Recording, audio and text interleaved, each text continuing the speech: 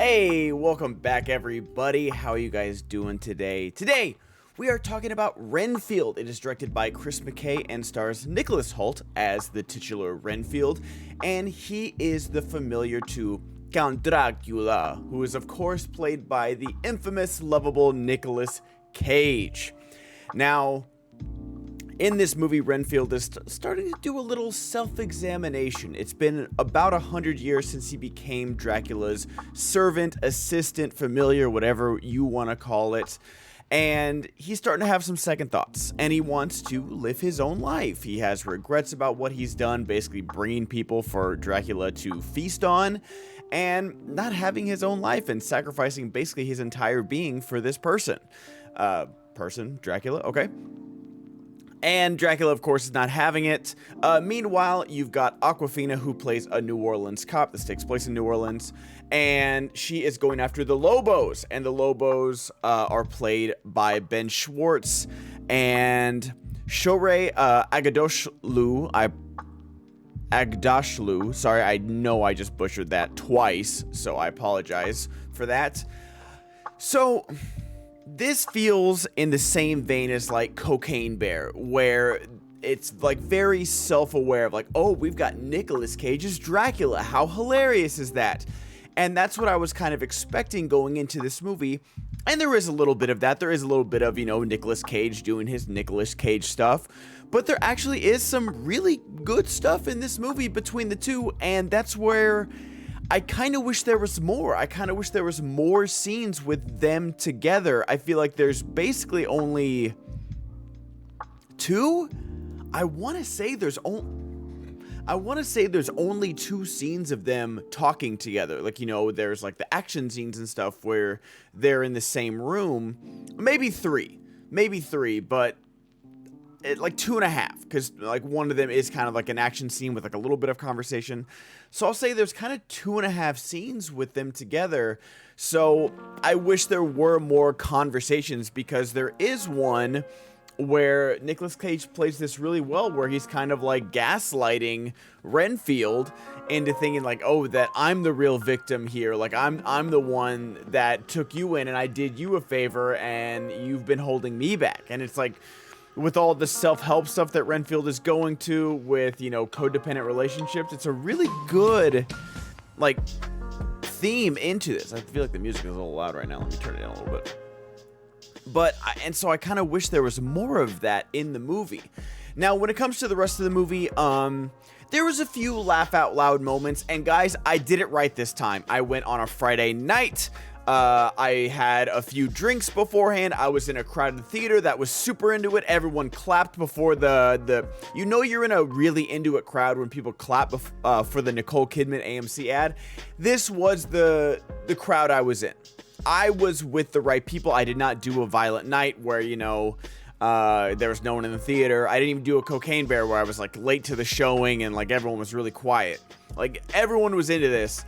And even with the super into it crowd, it felt a little muted, honestly. Like, the reaction was a little muted to this movie, more than I thought it would be.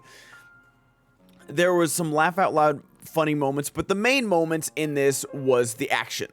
The action is super bloody, it's super over the top, like kind of Kill Bill violent-esque.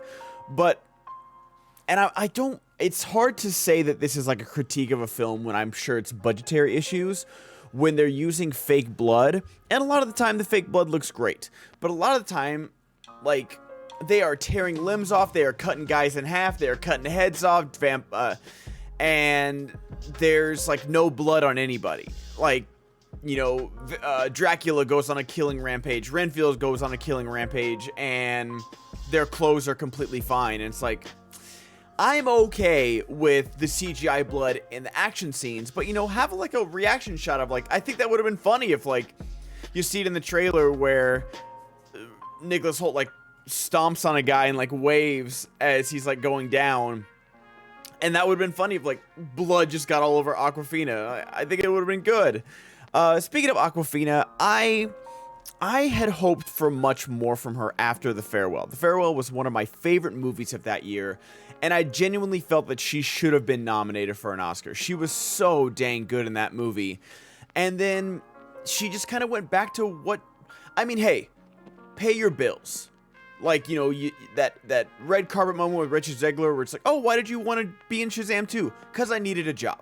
So you know what? I can't hate on someone for just being like, oh, you want me for the way I tell jokes, the way I say funny things, and pay me $5 million for it? You know, I don't know how much he got paid for this movie, but like that and like Shang-Chi, like, yeah, get your money.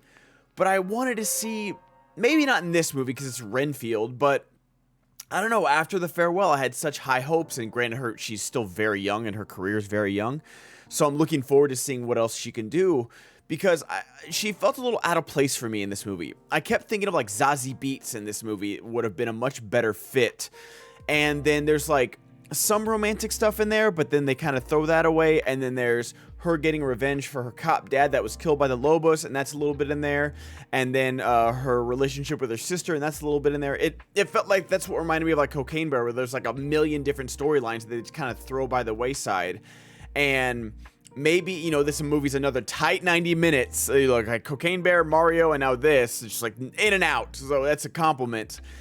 So maybe there's some stuff on the cutting room floor, and they were just like, you know what, let's just get people in, get people out, have a good time. And that's what they did. And I had a perfectly good time with this movie. I feel like if I'm going to recommend Mario, I feel like it's kind of in the same vein as that. It's harmless. It's not like, it's definitely violent for sure.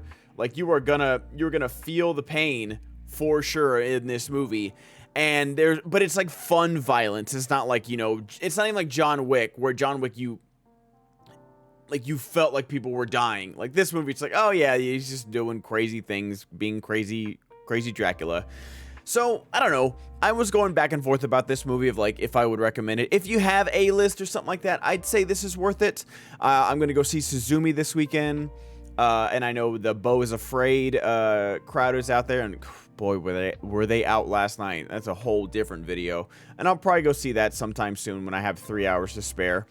But yeah, I mean, this isn't the most ringing endorsement for me, I guess, but I thought Nicolas Cage put in a great performance. Nicholas Hoult is quickly becoming one of my favorite people to see on screen. Ever since The Favorite, everything he's done has just been great. I know he's in Mad Max, but like he's not like my favorite in Mad Max. But ever since The Favorite, he's just funny. He's a great action hero. The action was well shot and well choreographed. So solid movie. That's my recommendation right there, guys. Thank you guys so much for watching. Thank you to all my patrons who are seeing this early. If you guys have not subscribed on Patreon, please do so. If you're seeing this on YouTube a few days early, probably on Monday. Thank you guys so much for watching. Bye-bye.